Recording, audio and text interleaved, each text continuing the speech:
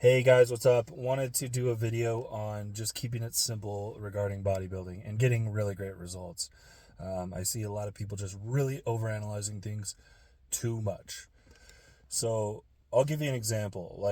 Yes, I promote supplements, but no, they are not the end all be all. Most of the time I work out, I don't have a pre workout, for example. I do love my caffeine. I do drink pre workout sometimes.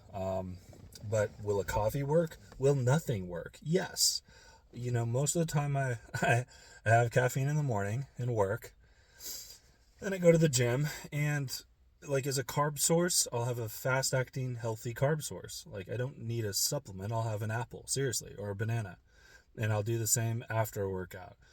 And I'll have a protein shake, but you don't have to. You could have some chicken and rice, and that would be great. So it doesn't always have to be just so nitty gritty, so perfect. Like, look, if you're on a budget, or if you're just starting, if you're a young guy in high school, it's like I was this. You can have like lean ground beef instead of filet mignon. You can eat like eggs. I mean, it's not an. I always hear this. It's expensive to eat healthy. No, it's not. No, it's not. It does not have to be healthy to eat a can of tuna, or to eat potatoes, or rice, or chicken breast, or oatmeal. Like these are some of the cheapest foods. They're like for people on food stamps. So I don't like to hear that because that's just not true. And then regarding the training, it's about the intensity. Because guys, remember, I turned pro during COVID in my garage. I didn't have anything. I had my body weight. I did like thousands of push-ups and body weight squats and lunges, and I stood on the stairs and did calf raises. Um, I had one dumbbell that I just tried to like make work for everything.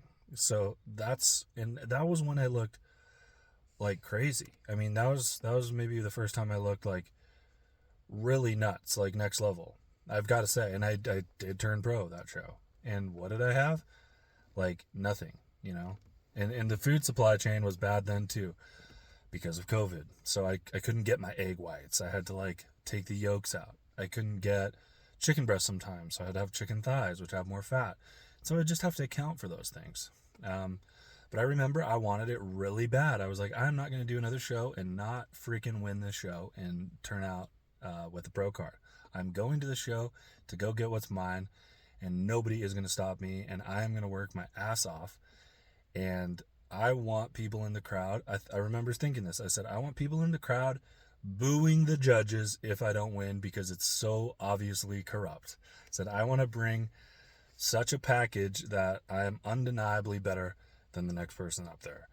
And I just thought, you know what? I used to go to high school and I used to train in this old gym, and I didn't have any protein powder and I didn't have any of this stuff except for the willpower. And that's really where it's at. That's what's going to make winners or losers. You can see, man, like people in prison or people in Africa with with very limited nutrition and definitely no gyms, but they still have pretty great physiques and they're making it work. So, um, yeah, you've really got to get off of all this nitty gritty detail.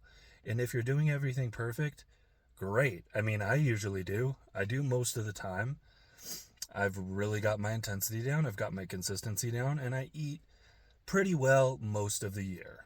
Okay, so more power to you if you can handle that discipline. That's great. You're going to have, a little better results, expedited results. But the meat and potatoes of all this is the consistency, doing it with the purpose, pushing yourself hard, okay? Arnold said, and I do love this and I do agree with it, that champions are made with those last few reps where you really are struggling, but you get a few more when other people's rack it up, okay?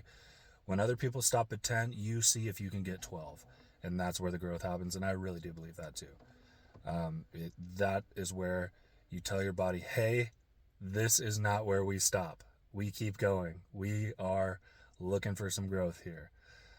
Not only are we showing our muscles why we need them, using them all the time, going into the gym, being consistent, but we're pushing them a little further so that they don't get complacent, so that they know, Okay, the load's going up. We've got to build for this, okay? And then you've got to feed it, of course, and get enough rest. So that's it, man. That's all there is to it. It's those things. And make sure that's what you're doing. And just, it's kind of ironic because you get caught up in all of this, and it's like, it's the irony of bodybuilding, of being intense and being hardcore and being strong, being tough. You're being really soft. You're just being really, yeah, I guess I won't say it. You know what I mean. That's what you're being. You're focusing on all this little stuff. It's just a big excuse. So push that off to the side, get pumped up, get in there, get after it.